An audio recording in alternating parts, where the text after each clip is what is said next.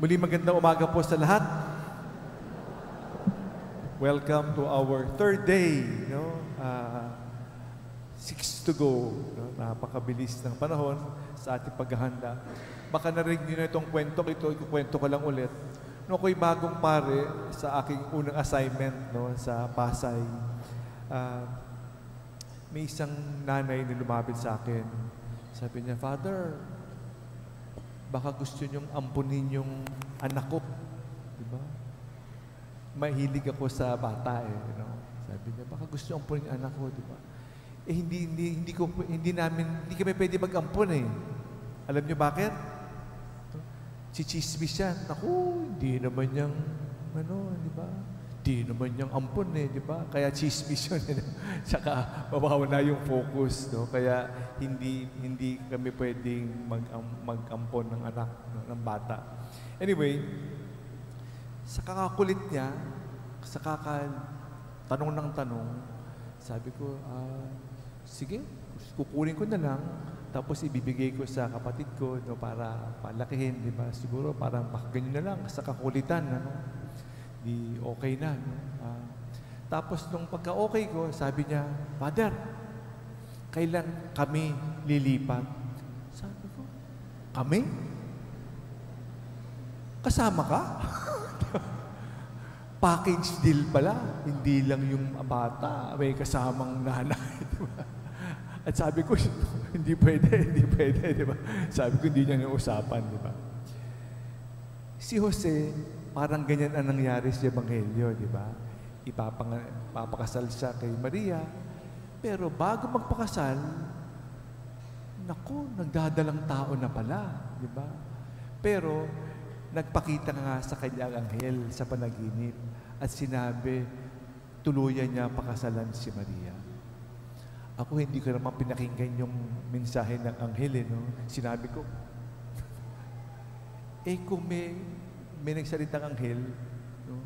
May announcement ng anghel, baka hindi natin alam. Hindi natin alam.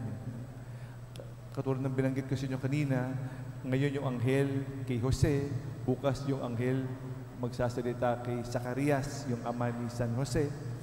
Tapos,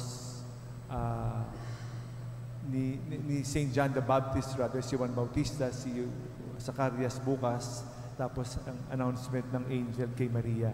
So, tatlong announcement yan, tatlong anghel, si Gabriel. Anyway, so yun yung hamon.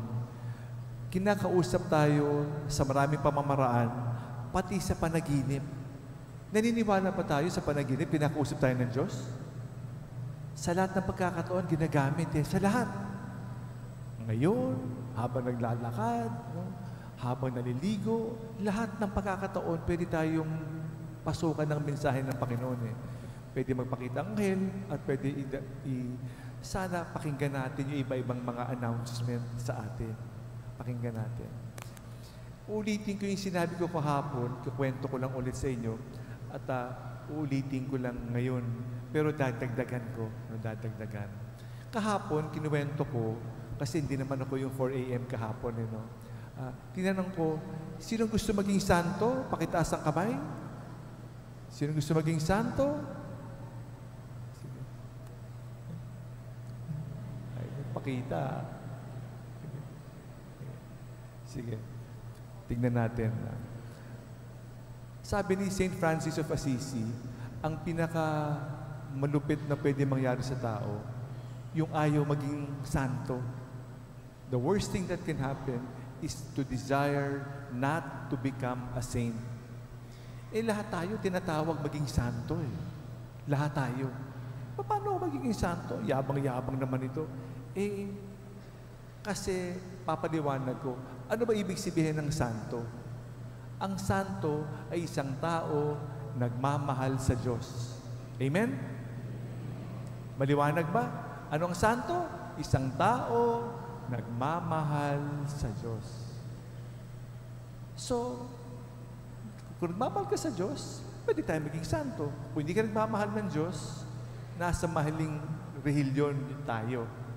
Kaya mahalaga na maliwanag sino ang santo, nagmamahal sa Diyos.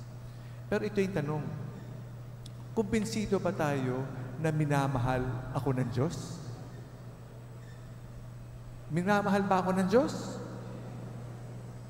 Sigurado? So kung minamahal ko ang Diyos, minamahal niya ako, wow! Salamat, di ba? Yung unang araw, ang hamon sa inyo, sana maramdaman natin yung regalo ng Diyos. Sino yung regalo ng Diyos? Yung minamahal ng Diyos. Sino minamahal ng Diyos? Diba? Minamahal ng Diyos? Mahalin mo yung minamahal ng Diyos. Ang regalo natin nga sana maramdaman ko yung pagmamahal sa Diyos at mahalin ko rin. Kasi kaminsan, ayaw natin mahalin kasi ang daming kapalpakan eh. Diba? Kahapon, Gaudete Sunday, the Sunday of Joy. Magalak tayo sa pagmamahal na yan.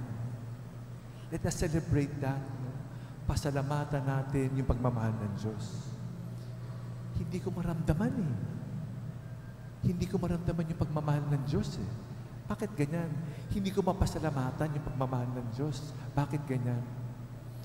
Hindi naman kaminsan makaganito. 0 to 100. Hindi naman 100. Mahal na mahal ako ng Diyos. Ramdam. Unti-unti. Kasi nga kaminsan yung pagmamahal sa sarili. Dahan-dahan. Pero, wag 0. Siguro kahit na 10%, dahan-dahan, magpasalamat tayo para sa pagmamahal ng Diyos. Naramdaman ko ba ang pagmamahal ng Diyos ngayon? Kahit na konti lang. Salamat. Isa sa masayang natatanggap ko tuwing Adbyento, no? Ikwento ko lang. Pag nagpapakumpisal, naku, ang dami na bibingwit na mga penitents.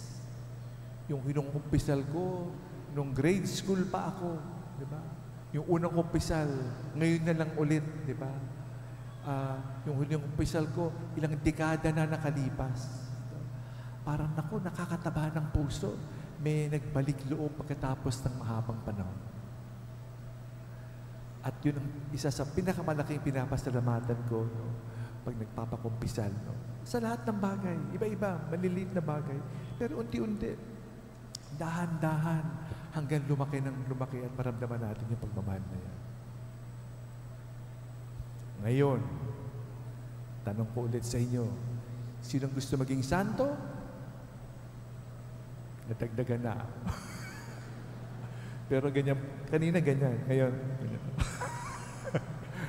Hindi ko pa rin makita kasi, sige, pero ito yung panawagan sa atin. No? Ang panawagan sa atin, mahalin ng Diyos at mahalin yung tao minamahal ng Diyos.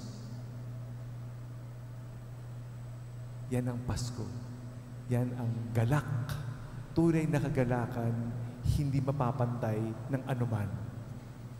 The greatest joy ever is the love of God. The love we share, the love we witness, the love na narinig natin kay San Jose, bukas kay Zacarias, yung ama ni Juan Bautista, at kay Maria sa susunod na araw. Magpatotoo tayo. We give witness. Hindi ako, kundi yung Diyos ang pag-ibig ang aking pinapatotoo. Hindi naman yung pagmamahal eh. Yung pagmamahal ng Diyos ng pag-ibig. We give witness to that. Amen? Salamat sa Diyos.